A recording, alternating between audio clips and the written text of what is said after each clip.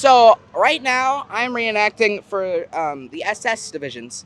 It's the closest thing you're going to get to the Normandy beaches in the world.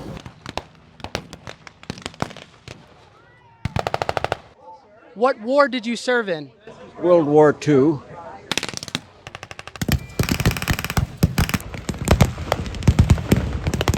Let's go America.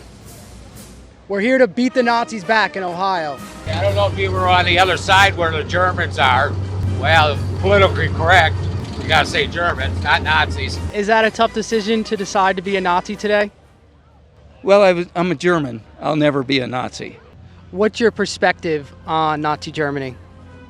As far as what? What are your thoughts about it? It happened. I mean, you know, they were fighting for their country just like we were fighting for our countries. You know, back then there was a draft. So you didn't have to be a Nazi to fight for the Germans.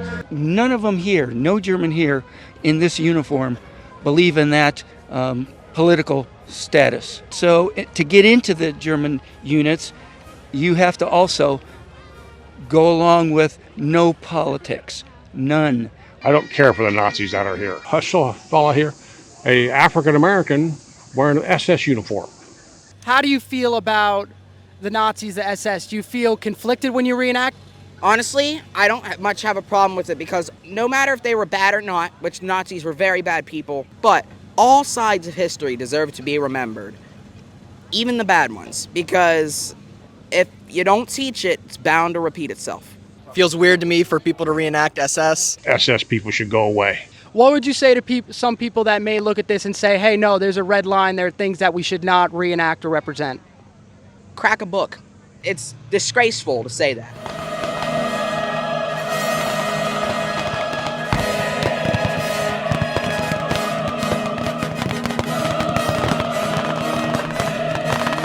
Deutschland, Sieg, Heil! Heil! And so I grew up with all the American stuff, and here comes like the Germans. You always see them, the bad guys in movies and stuff as a little kid, and you're like, okay, yeah, they're the bad guys, you know, the Nazis and stuff. But then you also learn about the weird units that they pulled into their army and forced them to fight, like the Osttruppen, which are the Russian Liberation Army in English, which is what's displayed over here. And, you know, these were just straight up Russians, Ukrainians, Belarusians that the Germans were like, hey, you could either die in this camp from starvation or you can join our army and be extra manpower. I could really align myself with what they fought for. You know what? If my land was taken away from me and I was driven underground, I'd want to fight back too. It takes a lot of galls to be a German reenactor. We're kind of viewed as crazy, and at a point I can't blame them. We're just a bunch of nerds. I think it's very nerdy, it's very goofy. I try not to talk about this hobby in the real world. We're American, representing the American Army in America. No one really asks us why we want to represent Americans. We're all reenactors here trying to do something, and one side really can't exist without the other. How could you have a Normandy beach landing reenactment if you just had Americans? It would just be guys walking up the beach firing at nothing. There are people that want to take advantage of our love for history to try and push a political message, and those people are typically evicted pretty fast from units. Are there times that you've had to kick people out before? That is a thing that we do quite frequently in this hobby. Another reenactor here, who is a person of color, was having racial slurs and remarks being made towards him by other reenactors. So they were immediately ejected. There is no room for hate speech of any kind. French, you guys are always pretty rude. I'm not going to say when, but I think you guys know when we had your back. Jim Mattel, Jacques Pierre, 4th French SAA camp. Why'd you choose to be French? There was a lot of men and women that didn't want what happened in 1940. Charles de Gaulle went to England. He was rallying all the Free French.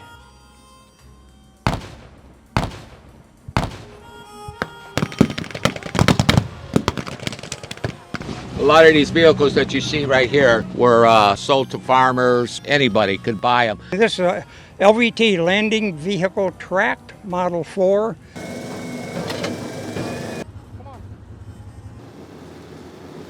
Worldwide, there might be 10 of these still in operation out of the 18,000 they built for the war.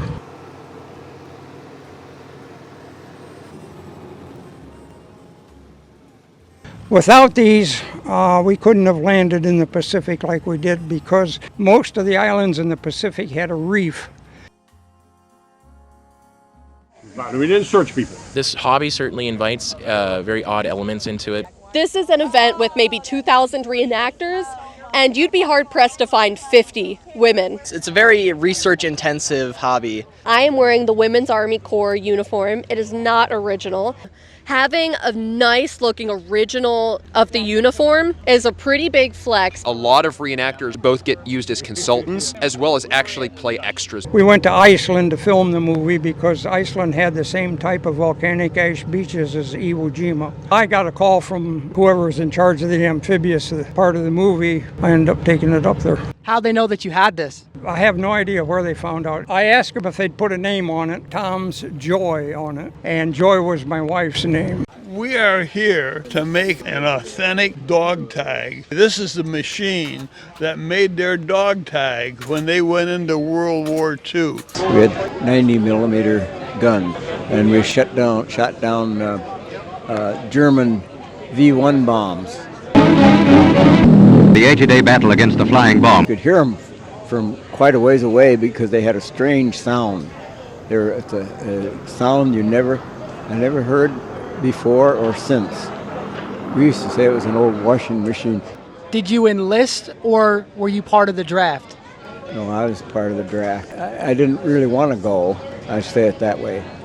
But I knew that I had to, and so I did. I'm going to go kill American soldiers. Where are you going right now? We're going out to defend the Atlantic Wall.